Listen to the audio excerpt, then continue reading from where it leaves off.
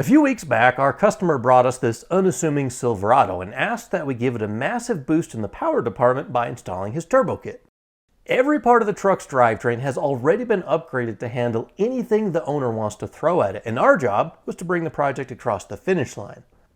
Now, it has required quite a bit of welding and fabrication to get it to this point, but we're almost wrapped up, and today we're going to fire it up for the first time, build a unique exhaust, and take it for its very first test drive.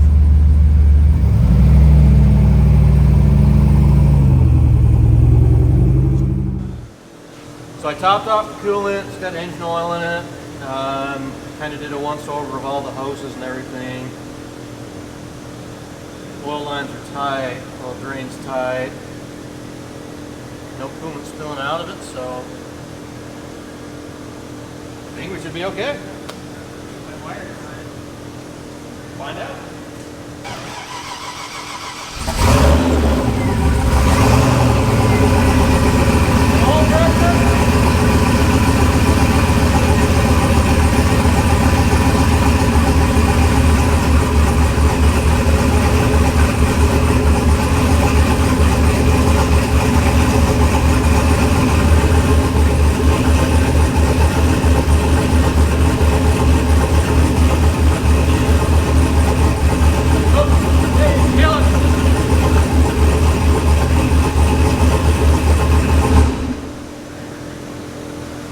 That drain line is leaking. Looks like it's either where it bolts to the, yeah, it looks like it's where it bolts up to the turbo. Alright, not a big deal. Alright, so this is the turbo drain that we made. We started off with just this threaded piece from Vibrant, and we had to extend it at this angle to clear all the other stuff, but this Vibrant piece is so narrow, the gasket that is provided with it can just kind of move around, and it doesn't really seal on the edges. So to fix this, all I'm going to do is I'm going to add a little bit of weld material here and here, and then we'll kind of flatten it out again. That way, even if the gasket does move side to side a little bit, we'll always have some contact so it doesn't leak. Let's see what we can do.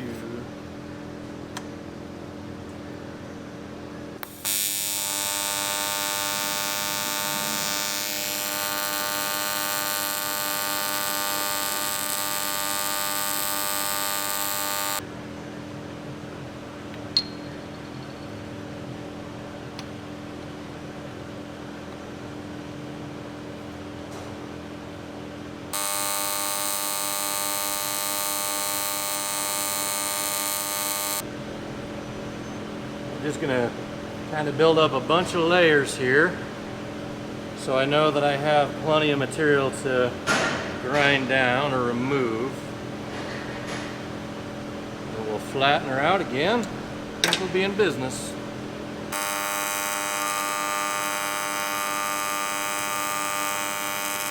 Alright, so we got a fair amount of weld built up on there, and that should provide enough room, so no matter how the gasket sits on there, it's not going to overlap the edge like it did before. So now all I have to do is make that flat again.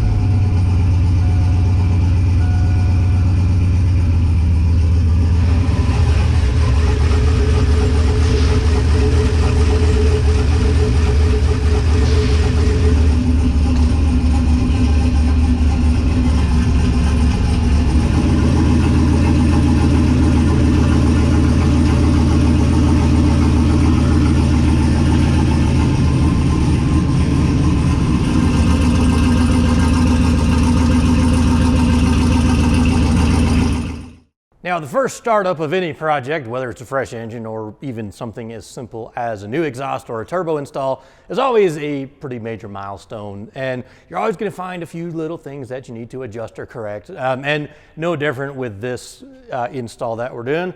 I got the oil drain sorted out. You guys saw I just had to add a little bit of material so the gasket would actually seal around the flange. Took care of that leak. There was another leak we found just on the oil feed block that goes on the side of the oil pan. That's just a tapered pipe thread. We just got to crank that one a little bit tighter. It'll stop the leak down there. And then I went ahead, I didn't show you guys this, but it's simple stuff. I just installed all the T-bolt clamps on all the connections. So pretty much cold side is buttoned up. Hot side is done. I still have to, Dom provided one of those turbo screens, which we can run on there. We probably ought to have some sort of a filter on there for street driving and stuff. But coolant's bled. I had to tighten up one lower radiator hose clamp. But pretty much other than that, the install part of the turbo is done. He dropped off a few more parts that we got to install, different upper control arms, different brake flex hoses. We're going to put those on for him. We got to get the inner fenders installed and trimmed on the passenger side, especially because that turbo does stick down quite a bit. But yeah, major milestone. So now we can kind of start buttoning the truck up and actually make it look like a truck again. So I've got a straight piece of exhaust pipe kind of blocked up underneath the truck to give it clearance around the cross members and the floorboards. And I have it in exactly the position where it's going to be. The muffler will line up just good. We'll show you that in a second. But first I need to get a little jog over pipe made to connect from the straight piece of pipe to the V-bend at the downpipe. So I just got this 45 bend. I'm just gonna slice it down the middle and then we'll clock it 180 and that'll give me the little offset, which I think I'll need. So, safety first.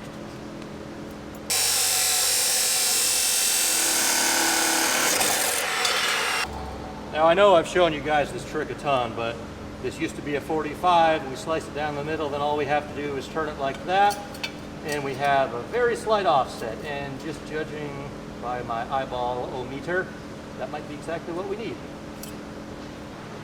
Now, I do love building exhaust. This is literally my favorite activity of building a car or truck, is like exhaust, aluminum intercooler pipes, any sort of welding tubes together to get exhaust fluids or fuel or air where it needs to go. It's my favorite thing, but I am a little bit nervous about this one simply because what you see here, this J-bend and this used to be 45, is the only bends that was supplied to me for this exhaust. I think we got enough, but it's just a little nerve-wracking because, well, I'll just have to order extra if we mess up. But I think we got it. So I'll just get this deburred. I'll get it kind of tacked together and get it cut to length because it's a little bit longer than the space that I have to fill. But I'll trim it evenly on each side, so basically the seam is smack dab in the middle of the front and the back, because details matter.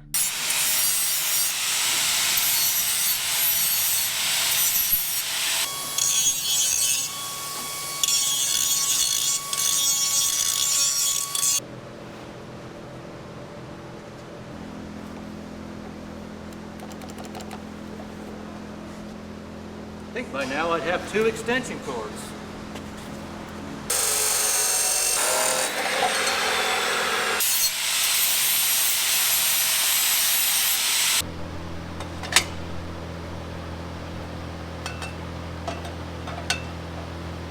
All right, I'm gonna need to adjust that just a little bit. All right, it took me a couple tries to get where I wanted it, but I think I have the solution. We have the same cuts here on our 45. I'm just adding a 3-inch long straight section in between to increase the jog or the offset. And I think this is pretty much right where we want it. So I need like 8 hands to do this right, but a little twist here, a little twist there. That's pretty much it.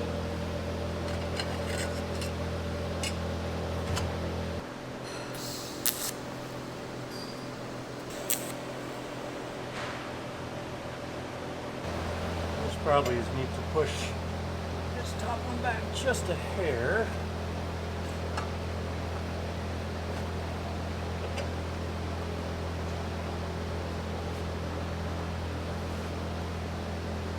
Make a mark right there for me, please. Perfect.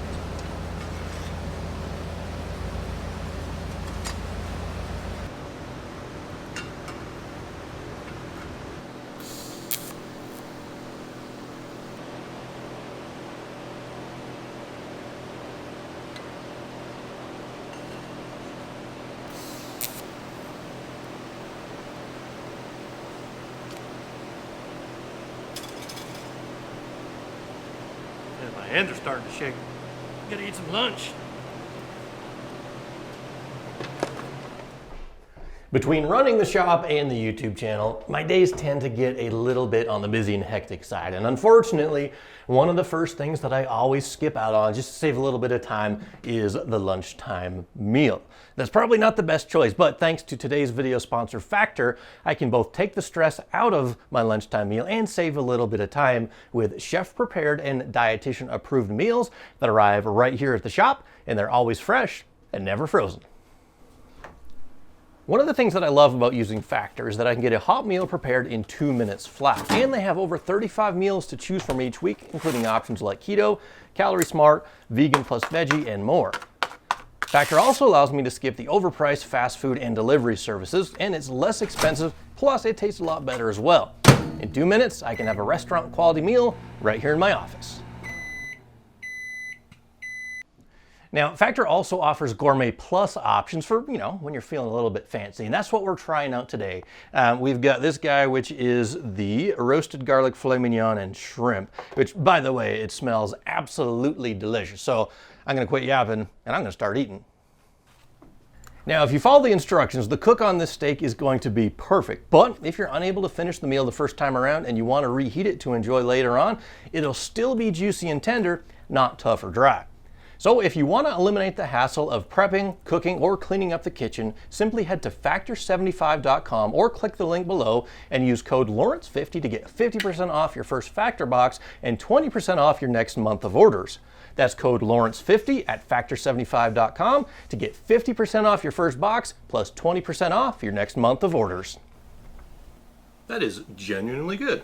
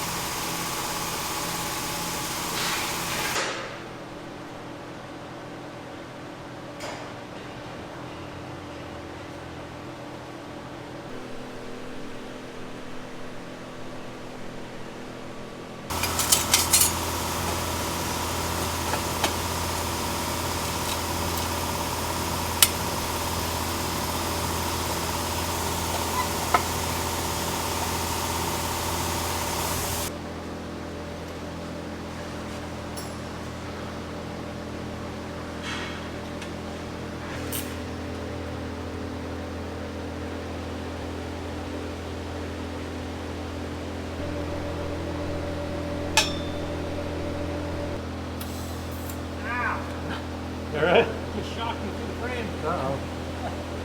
All right. Try again. Yeah.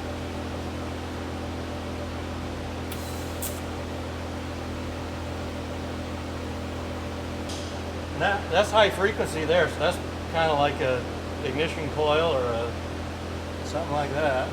Felt like a barbecue igniter to me. Oh, Chris, that's perfect. Look, take some way here. Pull that little guy out real quick. Yeah, you put it back because I'm just going to tackle the other side. But that's just what we want.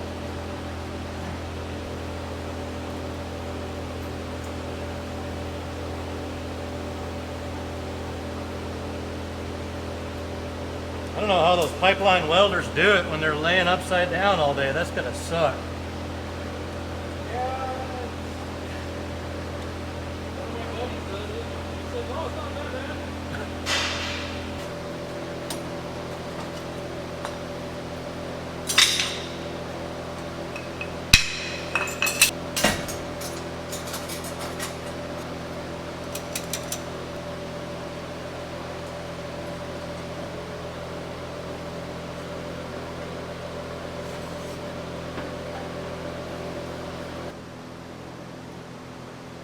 All right, a little bit more welding and the front half is done.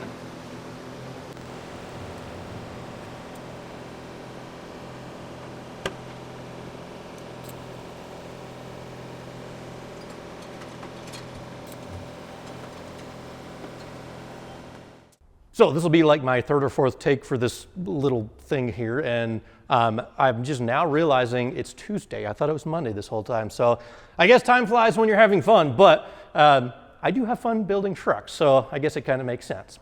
Made pretty good progress today. We have the front half of the exhaust system 100% complete all the way back to where the muffler will attach, including a hanger, so we can pretty much get this stuff attached for good. And thankfully, we've made pretty good or efficient use of our materials. We started out the day with a 4-foot straight section of 4-inch tube and one 45-degree mandrel bend. And this is all we have left over.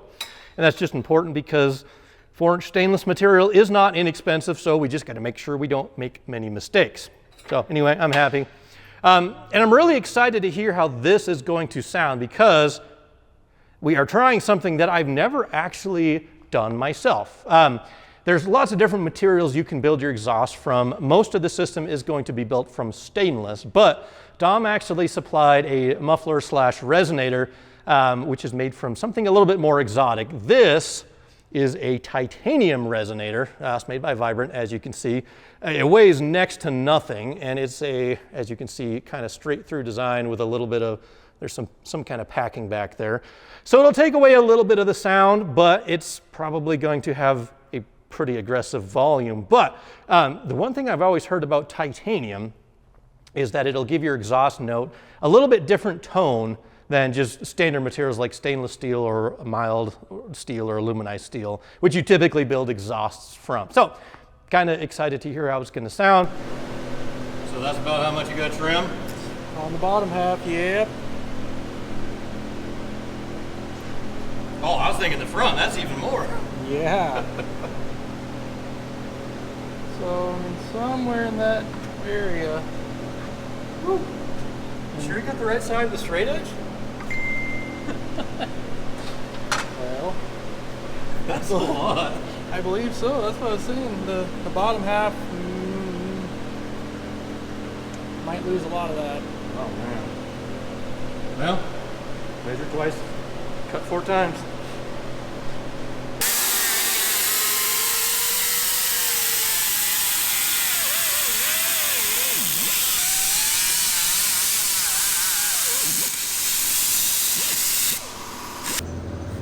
Well, you've chopped quite a bit out of that, haven't you? Oh, quite a bit.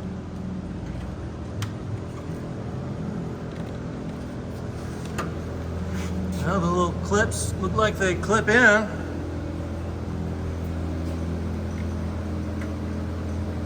Kind of a cool look seeing the intercooler behind it like that.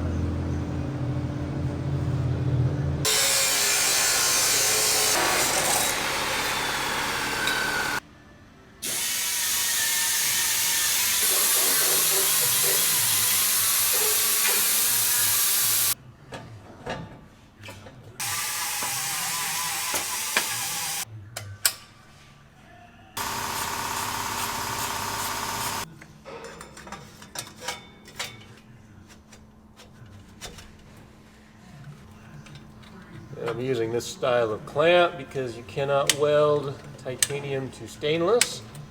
I don't happen to have any titanium V-bands, nor do I have experience welding titanium in the first place, so I didn't want to tackle, or attempt rather, welding to titanium on Dom's muffler.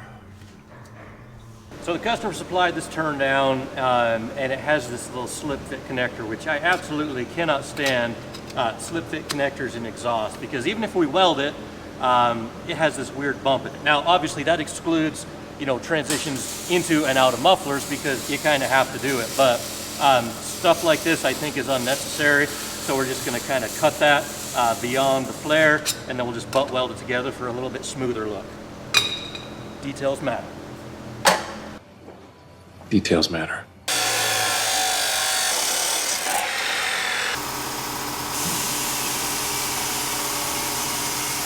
So here's another little detail I like to follow anytime I get the chance. When exhaust pipe is built, it's like a flat piece that's rolled together and welded. On the inside especially, you can see the little seam right there and right there. So whenever possible, just because my brain tells me to do so, I like to line up the welded seams. I don't know why, but it makes sense. I know details matter. Let's go.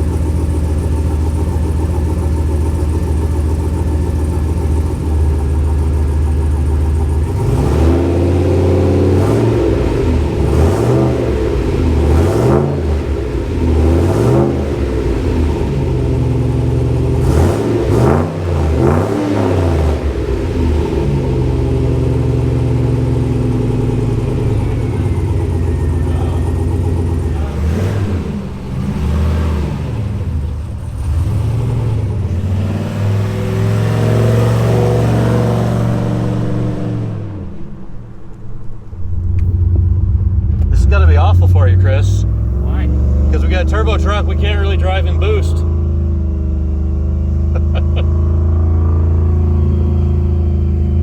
You know, it's not as bad as I thought from how you described it, but it definitely has a little bit of drone, like right there.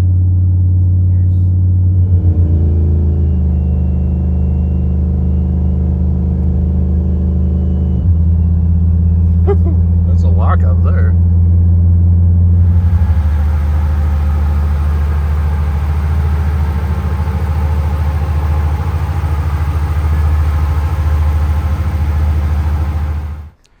All right, that's more or less a wrap on this turbo truck build. And I always love doing stuff like this, and I think maybe Chris enjoys it too? Yes. Chris said yes, he enjoys doing it too, because who wouldn't? I mean, like, turning wrenches is one thing, but when we get to be creative and do fun stuff like this, it's kind of one of the things that makes it all worth it.